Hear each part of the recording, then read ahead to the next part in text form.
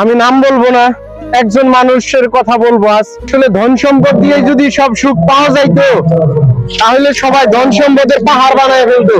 অনেক জায়গা সম্পত্তি থাকার পরও আমি দেখছি বাস্তব চোখে আলিম ভাই অফিসিয়াল কখনো মিথ্যা কথা বলে না। Open the challenge. দেখছি তার ধন সম্পদ থাকা সত্ত্বেও প্রস্রাবের রাস্তা দিয়ে একটি পাইপের মাধ্যমে প্রস্রাব করে।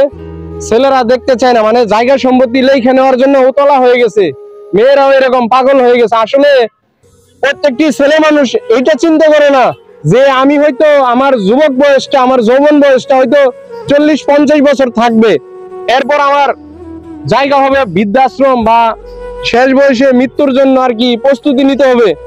আসলে জায়গা সম্পদ ঠিকই আছে, মানুষকে অন্যায় ভাবে মানুষের জমি গাছপালা লাগিয়ে ক্ষয়ক্ষতি করেছে। আসলে বাস্তব চোখে দেখা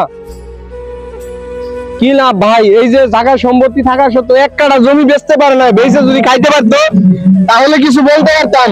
আসলে ক্ষণিকের দুনিয়ায় বাহাদুরি করে কি লাভ?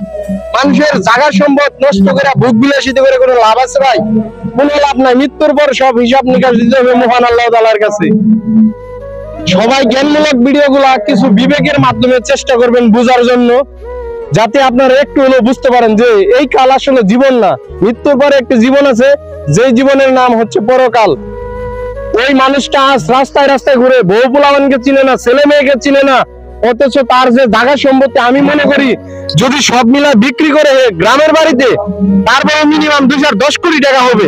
তাহলে যে ব্যক্তি 10 কোটি টাকার মালিক সে ব্যক্তি আজ দিশেহারা, কাউকে চিনে না, শুধু বলে আমি কোথায়, আমি কোথায়, আমি এইখানে কেন। এইগুলা ভাব চিন্তা মনোবাসনা যাদের আছে এগুলা থেকে আপনারা বেরিয়ে আসুন। আসলে এই পৃথিবীটা হলো ক্ষণস্থায়ী, চিরদিন থাকার জায়গা না।